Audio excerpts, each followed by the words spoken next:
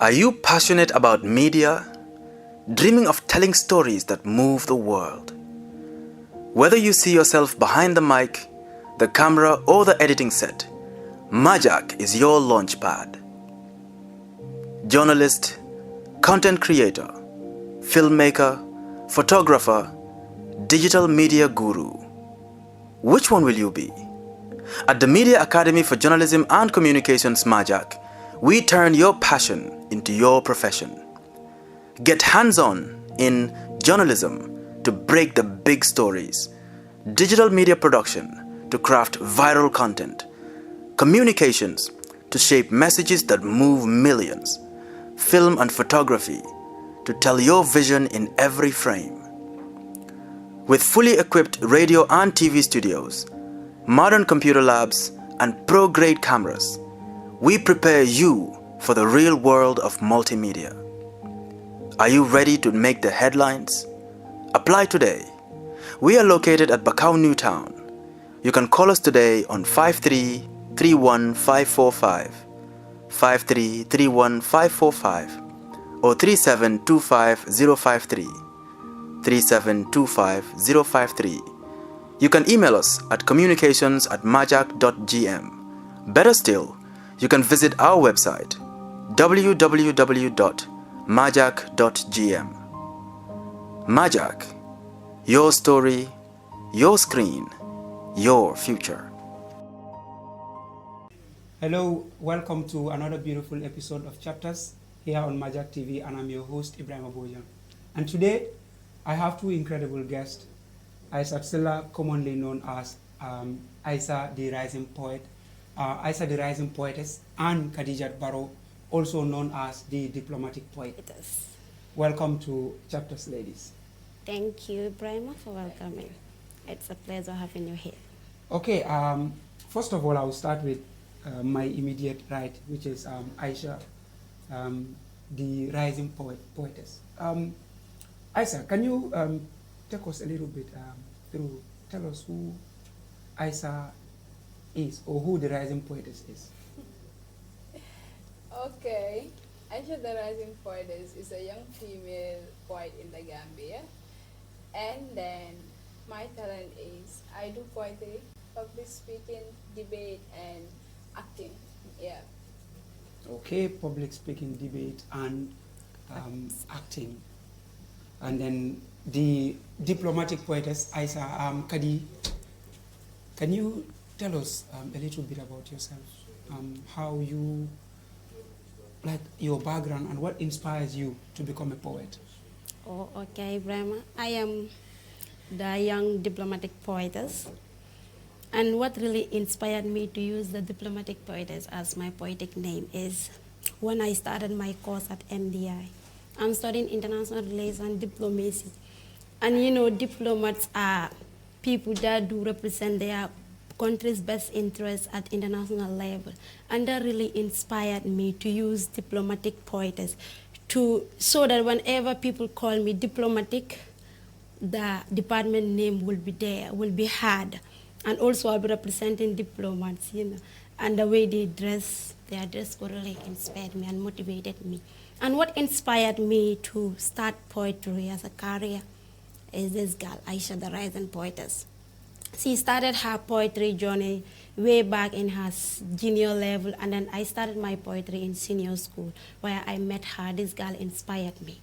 There was a day she came to our class and she was like, Khadija, why not you come, we write a poem and then perform it at the assembly ground? I was like, oh, I can't do that, Aisa, because I wasn't with that courage, the confidence, you know. So she inhaled those things in me. And I am somebody that, you know, the realist person that, you know, wherever I stand, I will give her that credit because she really inspired me. She inhaled and motivated me to be who I am today. Wow, so it is safe to say she is somebody that you look up to, your mentor, your role model as well. Exactly, she is more than just a friend. Okay, and then you guys are friends. Congratulations on that.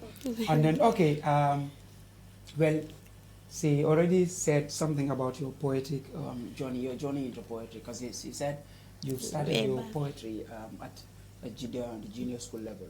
when you were at maybe upper basic school, and then she started at the senior secondary school level, and you were the one that motivated her.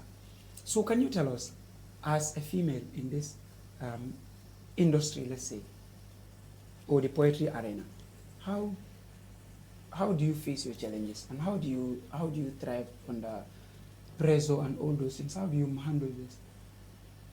Okay, as female poets in this country, and then as a female in general, we face a lot of things.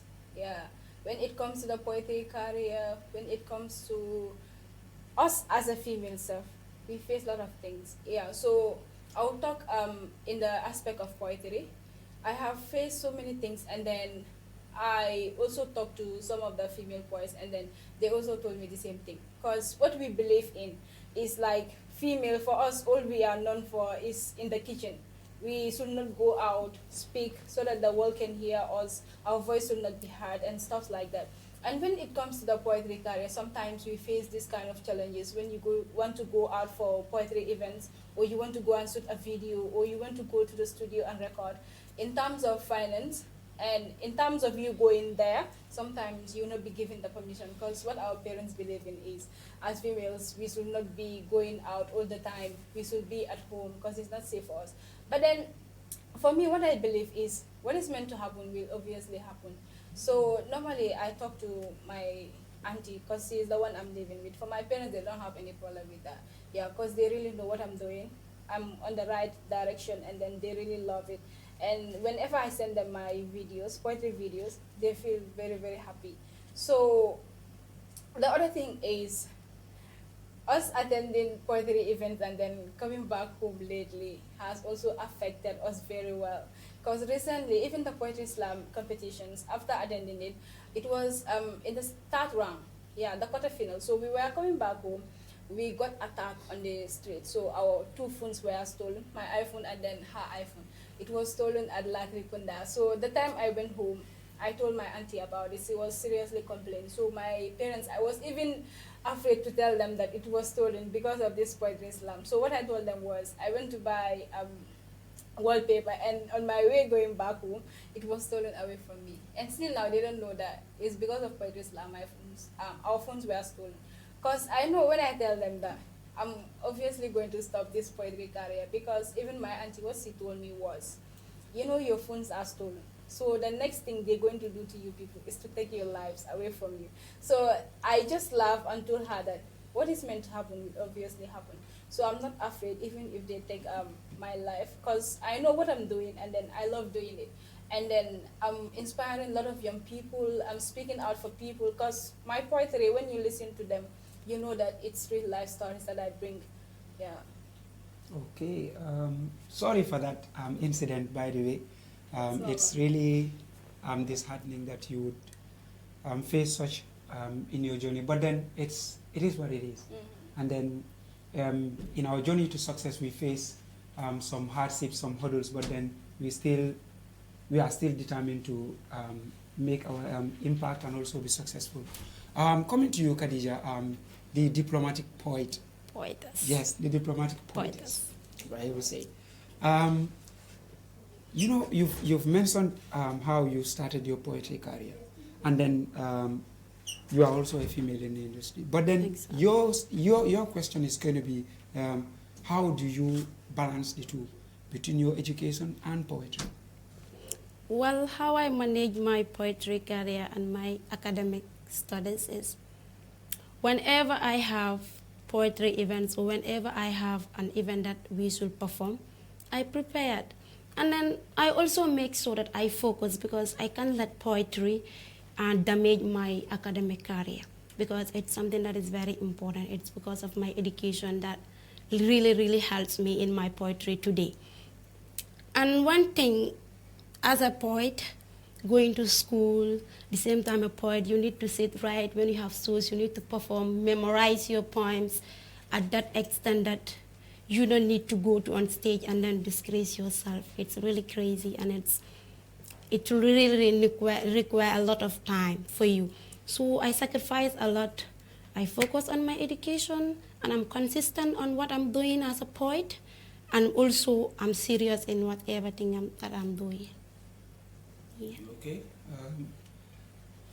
Ladies and viewers out there, we will be going for our first commercial break, and then we'll be back with the two ladies here. That is the rising poetess and the diplomatic poetess. Are you passionate about media? Dreaming of telling stories that move the world? Whether you see yourself behind the mic, the camera, or the editing set, Majak is your launchpad.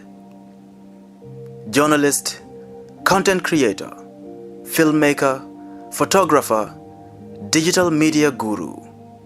Which one will you be? At the Media Academy for Journalism and Communications, Majak, we turn your passion into your profession. Get hands-on in journalism to break the big stories, digital media production to craft viral content, communications to shape messages that move millions, film and photography to tell your vision in every frame. With fully equipped radio and TV studios, modern computer labs, and pro-grade cameras, we prepare you for the real world of multimedia. Are you ready to make the headlines? Apply today. We are located at Bakau Newtown. You can call us today on 53-31545, 53-31545, or 3725-053, 3725-053. You can email us at communications@majak.gm. Better still, you can visit our website www.majak.gm. Majak, your story, your screen, your future. Viewers, you are reminded that you are watching Chapters on Majak TV, and I am your host, Ibrahim Aboja. And today our host, our two guests are these beautiful ladies here. Aisha, the rising poetess, and Khadija, the diplomatic poetess. Okay, so the next one again. Aisha, have you ever taken part in any poetry competition before? Yeah, I have taken part in poetry competitions. Okay, how many? And then could you tell us which competitions have you ever taken part in? On the school level, I have participated in many competitions, and in the national level also, I participated in the Poetry Slam competitions, that is 2025. Okay, this year's. Yeah. Yes, I even saw you at the first day of the slams, and then you made it to the second round. Yeah. Then yeah, that's where I couldn't say I stopped. I went up to the quarterfinal, so I was dropped. Okay. Luckily for me. Okay, you were disqualified at the At the quarterfinal. Okay. Yeah. Okay, eliminated, let's say. Okay.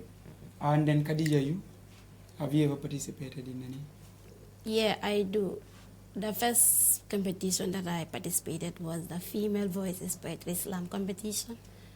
Yeah, and then the National Poetry Slam competition, That the was this biggest year? one. Yes, the 2025 one. Okay. And you? I was able to go for the first round, and then the second round, and I was dropped. Okay. Yeah. You qualified for the second round and then eliminated at the second round. Yes. Hard luck, and then may you all rise to the occasion next time. I mean, Aisha, have you ever recorded any poem, or have you been recording? I have recorded so many poems, but then I have never been to the studio. All I do is to use my phone, record for myself. Yeah. Okay, you record for yourself. Yeah. Okay, now what we want to do, I would just want, everything that we do, we usually have our favorites. exactly. Yeah, we always have our favorites. So among all these things you use your phone to record. Do you have any favorite amongst them? You mean favorite piece? Yeah, a favorite piece. Yeah, I have my favorite piece, and I believe the people that do follow me most will know. My favorite piece is the one I recited at the Poetry Slam competitions during the second round. The title is The Fear of My Truth. Okay, can you give us 3 stanzas from The Fear of My Truth? Okay, 3 stanzas. It goes like this. I held my truth, not like a flower, but like a knife, its blade pressed between my ribs. Too dangerous to share, too painful to keep. I was told, my story is powerful, but power is frightening when you have been taught that survival means silence. So I mastered the art of speaking with sealed lips, learned to speak in safe tone, never too loud, never too broken, because this truth, is not polished for stages. It is messy, heavy, shaking like hands that have held too much pain, yet call it normal. I come from a place where girls had their traumas in proverbs, where healing is whispered behind curtains, and vulnerability is mistaken for shame.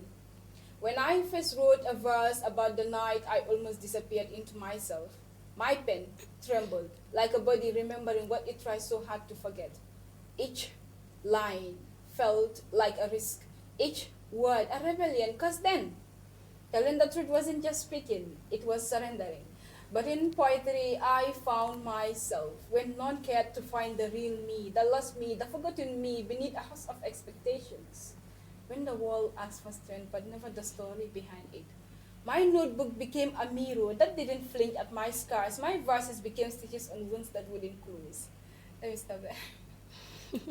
So I said 3 stanzas, but it took us the whole lot of time. Okay, that was so beautiful. That is so good. The diplomatic poetess. Yes. Would you also like to share 3 stanzas from your favorite? Yes, my favorite piece is The Fabric of My Story. And this is the piece that I recite at the National Poetry Slam competition, the first round, and it gave me a chance to go for the second round. And the second round, that's where I was dropped and then eliminated. But then I learned a lot, experienced a lot during that competition. And the title of the poem is The Fabric of My Story. This takes us to one of my favorite segments of the program, the game segment. Ladies, in this class, we'll come back to that point once the game is over. So you get ready as well. So in this, we have a card. We have cards, word cards, and each card there is a word written on it. And so if you pick and open the word that you found or the word that you picked, you are going to read a line, make a line out of it. So I hope you guys are ready for it. Yes. Okay. So I will start from my immediate right. Aisha, the rising poetess. You go first. Okay.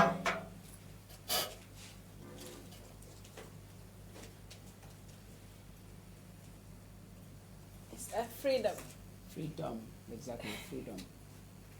You found freedom. Okay, you said a line. Yeah. So, freedom is what we demand. It's a line. It's a line. I need a little line, a longer line, kind of a longer line. Yes, you know, we demand freedom, yes. But how do we demand freedom?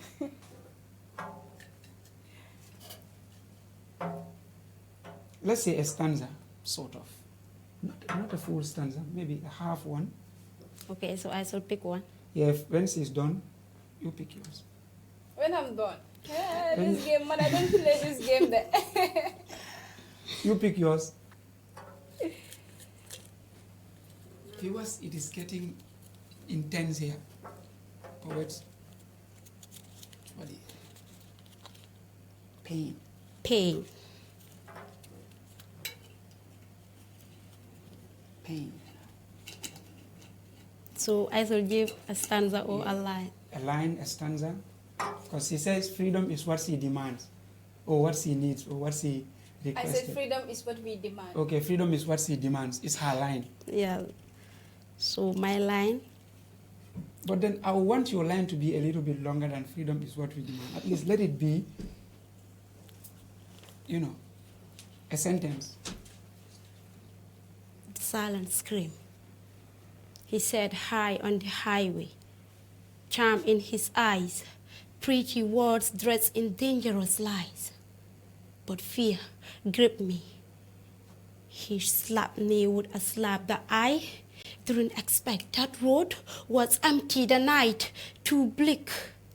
This is a pain that no one sees. It's a silence in me. Wow. Should I clap or should I break? Should I? Wow. So can I come back to my point?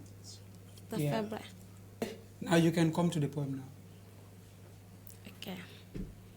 That is the worst devil I have ever seen. It came like a storm in the middle of the night, snatched the two souls the innocent girl needed the most. It was the 17th of September when my mother closed her eyes too soon.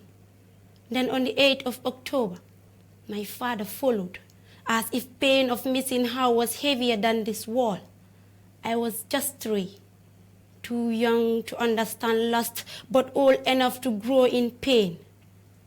Yaay duga nga si suuf si sama xol dal di tooy bàyyi dem nga wuyu borom bi waaye léegi sax tuddee nan ma xariti jooy aduna metti jamono teredi waaye gisatuma ku ma bugga comme ning ma daan buggi ku may tette comme ning ma daan tette woon yaay xam naa yépp ni mu demi te xale du fàtte waaye seen dem def na góom ci suma xol góom bu dut musa weer musuma yaakaar ne di ngeen dem bàyyi ma fii ngeen jege ma fii njëkke dem bàyyi ma fii I never thought forever could come this fast.